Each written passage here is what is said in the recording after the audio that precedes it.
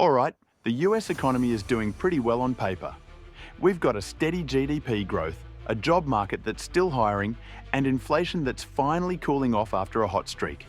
So, if the economy's looking strong, why are so many voters feeling like things are going south? You'd think people would be celebrating, right? Instead, it's like being at a party with great music but terrible food. You want to enjoy yourself, but something's off. So, let's break down why this solid economy might not feel so solid to everyone. First up, we've got wages. Yes, there are more jobs, and yes, wages have gone up. But here's the kicker. For a lot of people, those raises haven't kept up with the cost of living.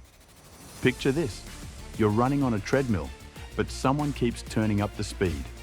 You're working hard, maybe even getting faster, but it feels like you're still not moving forward.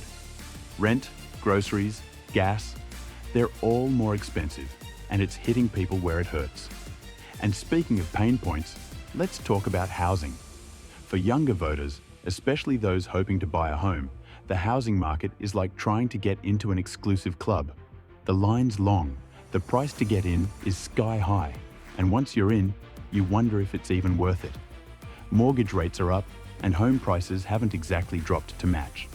So for many, home ownership feels like a distant dream, which only adds to this underlying sense of frustration. Credit card debt? That interest is climbing.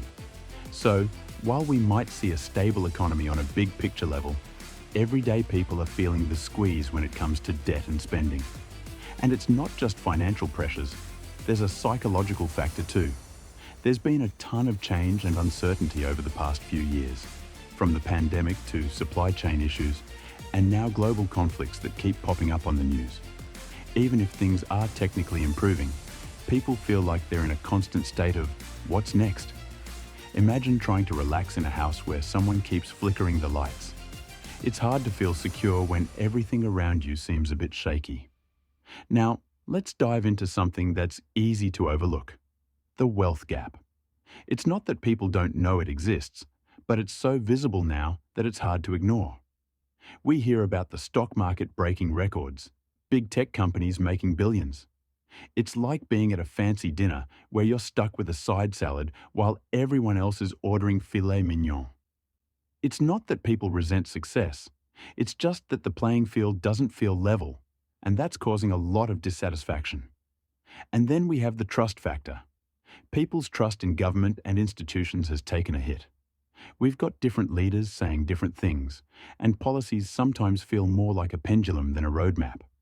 Today's solutions sometimes feel like tomorrow's problems. It's almost like if you had a GPS that kept rerouting you in circles.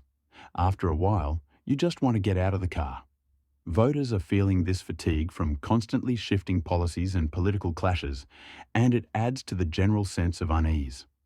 Of course, the media plays a big part in how we see the economy too. Bad news tends to get more clicks, more views.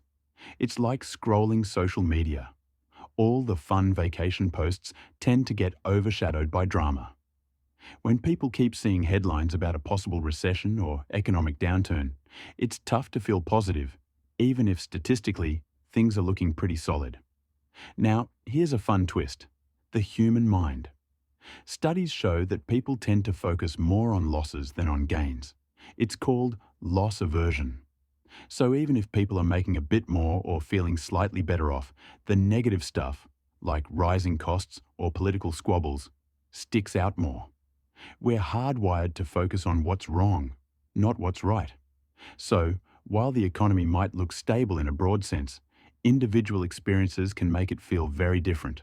So, to wrap it up, the US economy might be doing well by the numbers, but those numbers don't always capture the everyday frustrations people are facing.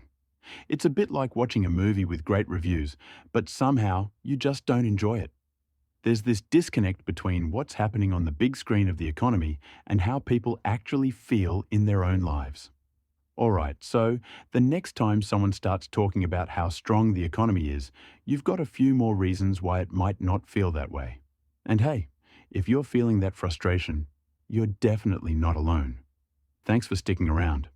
Remember, sometimes the numbers don't tell the whole story, And it's totally okay to feel like something's off, even when everything looks right on paper.